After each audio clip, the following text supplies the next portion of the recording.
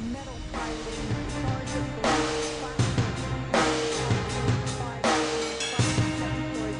outside the buildings here for us.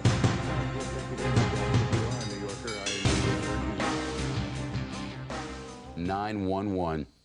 50,000 people should be working in the World Trade Center. In the minutes after it happened, the New York City bomb squad, one of the first to get there and many of New York City's bravest, at the foot of that 911. 50,000 people should be working in the World Trade Center. In the minutes after it happened, the New York City bomb squad, one of the first to get there and many of New York City's bravest, at the foot of that particular building. And now hundreds of people are dead there. Former Police Commissioner Howard Safer is with us. You've been down there. Describe it for us if you can. It's a war zone. It's a barbaric act of war, and many brave firefighters and police officers have lost their lives, as well as countless innocent civilians. And this is a situation where tonight and for the next few days this will be a rescue operation, and then sadly it'll turn into a recovery operation. It's my understanding that the bomb squad and many of the fire department were able to get there in a matter of minutes, which is surprising in no way, that there were dozens of fire trucks at the foot of that building when the first center collapsed. There were dozens of firefighters and police officers, the average response time.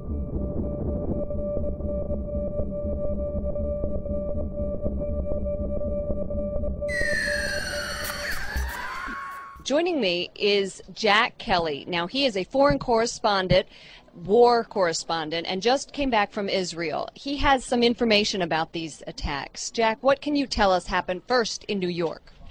Apparently what appears to happen was that at the same time two planes hit the building, that the FBI most likely thinks that there was a car or truck packed with explosives underneath the buildings, which also exploded at the same time and brought both of them down. Now, that's the first time we're hearing that. So two planes and explosives that were in the building, is that correct? That is the working theory at this point. That is still unconfirmed, but that is what the FBI is going on at this point. Now, here in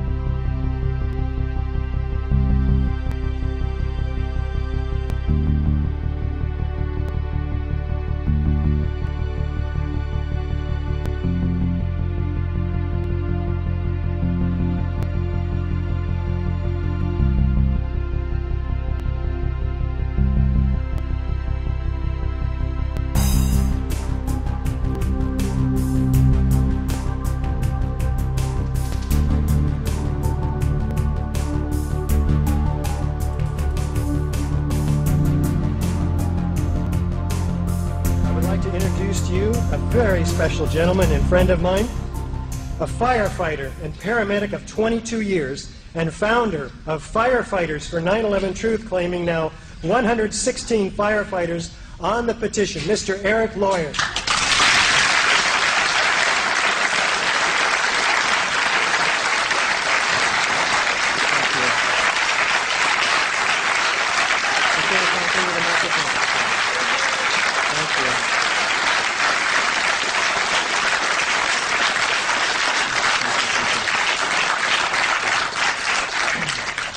Thank you very much. And like Richard said, my name is Eric Lawyer, and I founded the Firefighters for 9/11 Truth after I watched Richard in one of his presentations, and I realized that something more had to be done.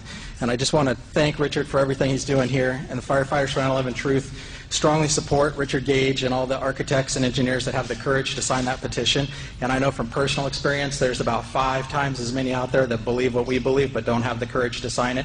So what I'm hoping today is that people will find the courage after listening to this presentation and seeing everybody here and seeing that we are behind it.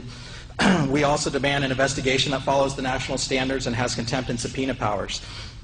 9/11 was the greatest loss of life and property damage in U.S. fire history.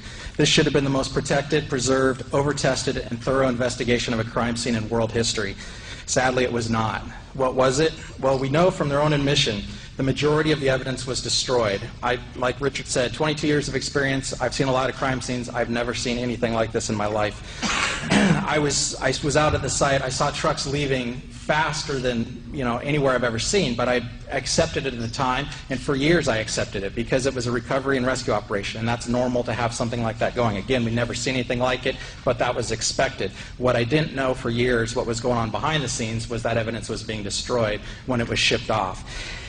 By their own admission, Tower 7 investigation, this investigation in Tower 7 had no physical evidence. How do you investigate a crime when you've destroyed all the evidence? It doesn't make sense. They also admit that they refused to test the explosives, or to test for explosives or residue of thermite. Now, this is what I'm going to go into here just real quickly, is there are national standards for an investigation. That's what all of us are asking for, an investigation that follows national standards and holds people accountable. This manual right here, just so you can see it, is what we call the kind of the Fire Investigation 101. This is the most basic fire investigation manual there. This is for the 2001 edition. This is what should have been referred to, at least. It doesn't have to be followed exactly, but it should have been used as a guideline for the investigation. I'm just going to cover a few of the things that are in here. So NIST violated, and the initial investigators that did not protect the scene violated the most basic of the guidelines. And I'm going to cover 5 of them here. One is the NFPA 9.3.6. It covers spoliation of evidence. Specifically what it reads is, once evidence has been removed from the scene, it should be maintained and not destroyed or altered until the investigation is complete. The steel was melted down prior to the investigation. We know that from their own admission. This is no conspiracy theory stuff.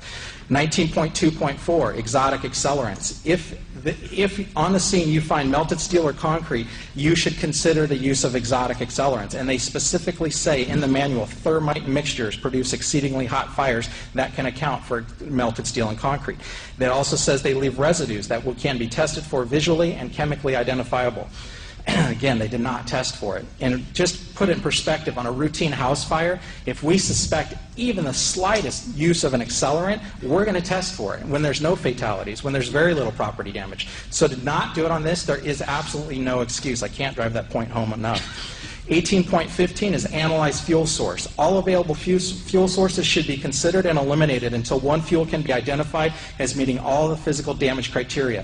For example, if you find pulverized concrete, which we all know there was in all 3 buildings, there was pulverized concrete, that only fuels that can create seeded explosions should be considered. So they shouldn't be considering fires. They shouldn't be doing that. It doesn't account for pulverized concrete. They should only be considering exotic accelerants and explosives.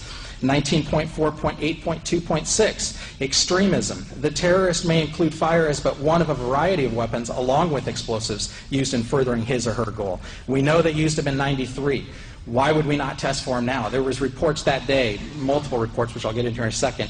So they could have put them in the basement. How do we know that unless we test for it? I mean, even if it is the terrorists that they claim they are, we need to test this. 14.3, preservation of the fire scene and physical evidence. We find the following. The cause of a fire explosion is not known until near the end of the investigation. The entire fire scene should be considered physical evidence and should be protected and preserved. It's just over and over. There's so many. You can go to our website, the Firefighters for 9/11 Truth. We have many more of these actual chapters that cover what they should have done that they did not do. So now, by their own admission, in all 3 building collapses, NIST refused to physically test, like Dr. Stephen Jones did, for explosives. This is just unbelievable. And here are their excuses, and I quote, "It is unlikely that 100 pounds of thermite or more could have been carried into World Trade Center 7 and placed around columns without being detected, either prior to September 11th or during that day." So again, I've been on a lot of fire scenes, and I've seen a lot of investigations, and why would we not test because something's hard to do? That's the exact reason you need to investigate it. If that was hard to do, we need to find out how they did it.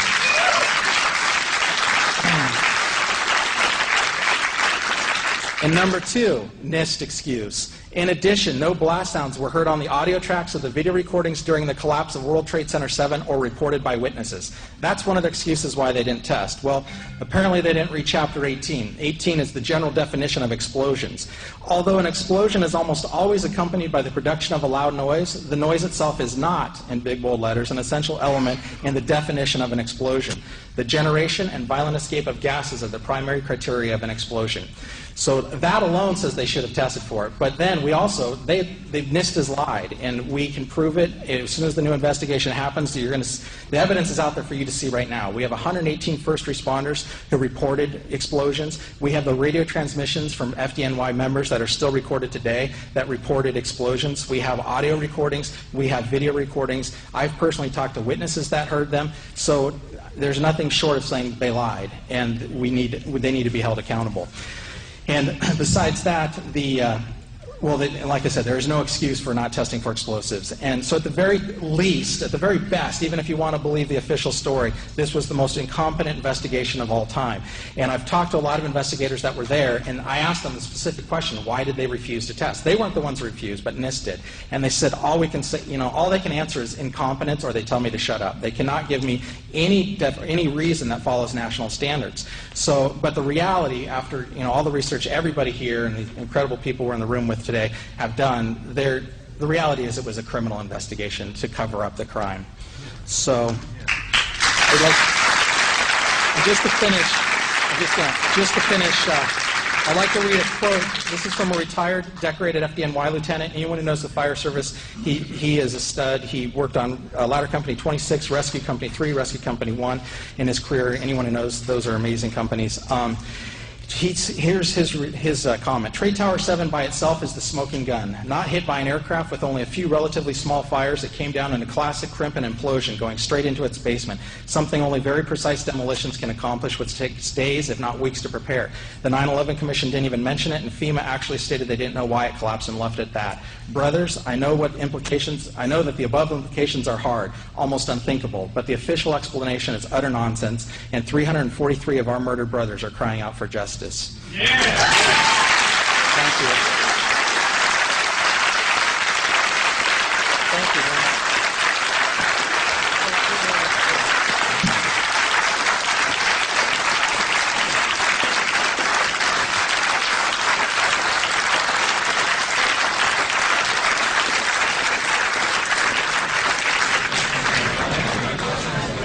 Mr. Eric Lawyer, firefighters for 9/11 Truth.